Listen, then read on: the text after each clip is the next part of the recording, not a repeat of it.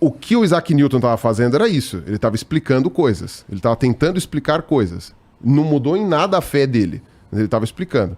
A partir do momento que você chega num determinado ponto da explicação, entendeu? Que você precisa da fé, essas pessoas que estão estudando a origem da vida, por exemplo, né? É um estudo inútil. Para que você está estudando a origem da vida se a gente já sabe a resposta? Então, por isso que essa explicação obrigatoriamente não é científica. Mesmo que ela esteja correta. E essa é que é a questão, entendeu? Eu não estou aqui dizendo que Deus não existe. Não estou falando que a partir do momento que você põe esse postulado, deixa de ser ciência. A ciência para de funcionar. Ela vira outra coisa. Entendeu? Mesmo que você use um princípio de demarcação de ciência muito amplo, menos o Feyerabend. Esse daí, a terra que coma. Mas o resto, se você for olhar, então não tem como fugir. Independe da explicação do design inteligente. Se você quiser acreditar nessa lorota de que eles dizem que não, a evolução é possível. Não acredito, mas tudo bem.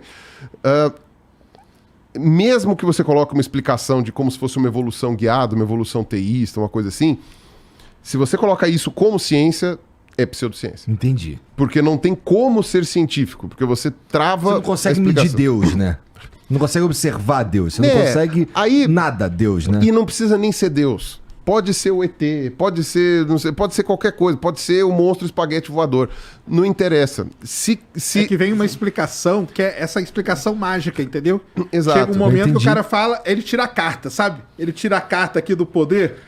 Já vi essa da carta aí. A dos ETs também é pseudociência. Também é uma pseudociência tanto quanto. E é possível que os ETs existam. Entende?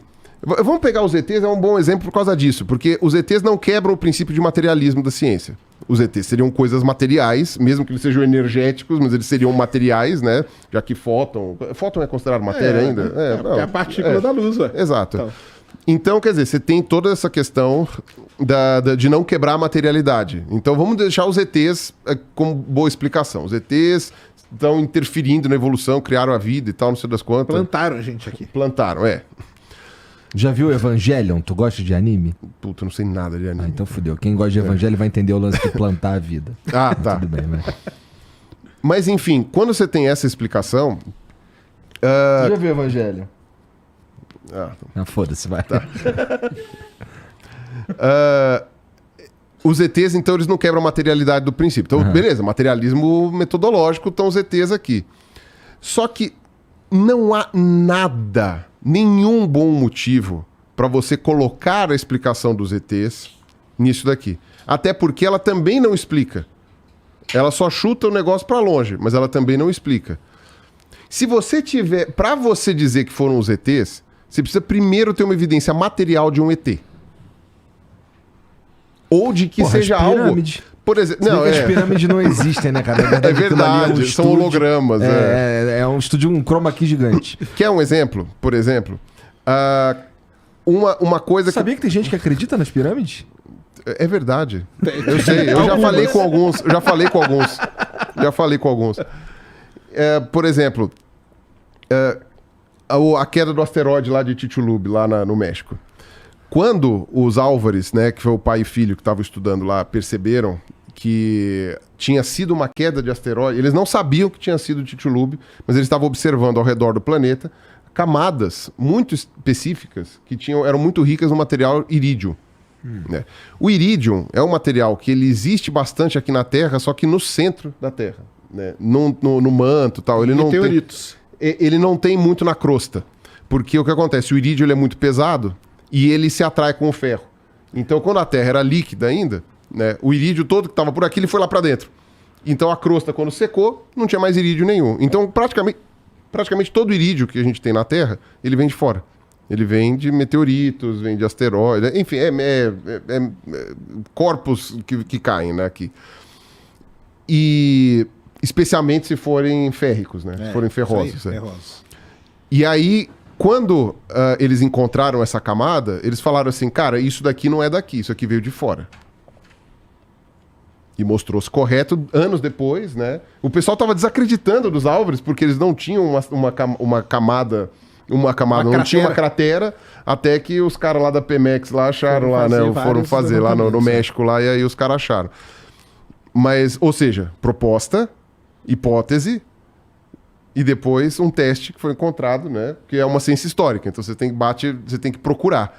Né? A sorte é que, né, o pessoal que explora petróleo faz isso com frequência, com um fim, mas acaba encontrando outras coisas, né? Mas aí, quando você vê essa explicação, você dizer que veio de fora da Terra, o pessoal tava, né?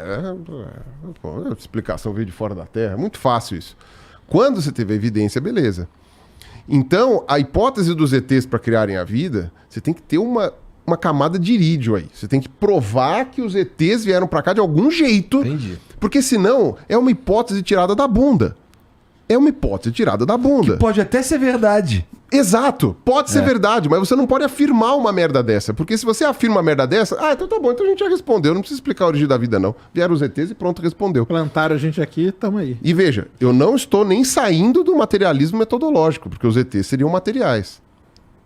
Então é irrelevante se isso aqui é Deus, se isso aqui é um monstro espaguete voador, se isso daqui é uma chinforínfola, entendeu? É completamente irrelevante. O importante não é ciência, porque você parte de uma explicação mágica com zero evidências materiais.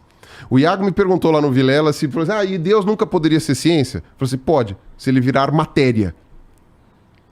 Se Deus se materializar, a partir daquele momento ele pode ser mensurado, pesado, medido, estudado, colocado. Jesus não serve? Cadê Jesus? Voltou pra lá, pô. Não, então, tá. Daqui a pouco ele volta aí, pô. Então, tá. Então aí quando ele voltar, quando ele voltar, a gente estuda, entendeu? Aí que vai isso daí. Eu não tenho Henrique Cristo?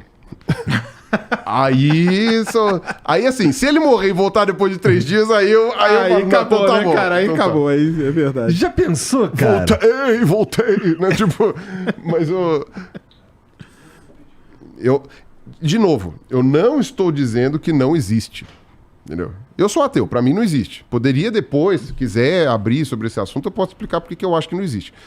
Mas eu não estou dizendo que não há um criador, um designer. Até que a evolução não foi guiada. Pode ser. Eu até falei isso no Vilela. Pode ser. Que a gente esteja errado nos nossos cálculos, tal, uma coisa assim. Pouco provável. Mas quem quiser acreditar consegue encaixar. Não precisa necessariamente estar errado nos cálculos para que existam mais evolução. Exatamente. Não. Você poderia colocar ali. Fica indetectável. Mas também não quer dizer que não existe. Não é porque está indetectável que não existe. Mas vira aquela coisa que é o dragão da garagem do Carl Sagan. É isso aí. É o dragão da garagem, que o Carl Sagan falava. Você já deve ter ouvido essa história, o dragão da garagem, né? Falou assim, tem um dragão na minha garagem, beleza. Então, deixa eu ver. Não, ele é invisível. Então tá bom. Então eu vou medir ele com uma visão térmica. Não, o calor dele é indetectável. Então tá. Então eu vou medir ele com uma coisa auditiva para ver. Não, ele não faz som nenhum. Então eu vou passar uma coisa para ver se o ar, ao se mexer... Não, ele não interfere no ar. Então eu cheguei e falei assim, então, da onde você tirou esse dragão?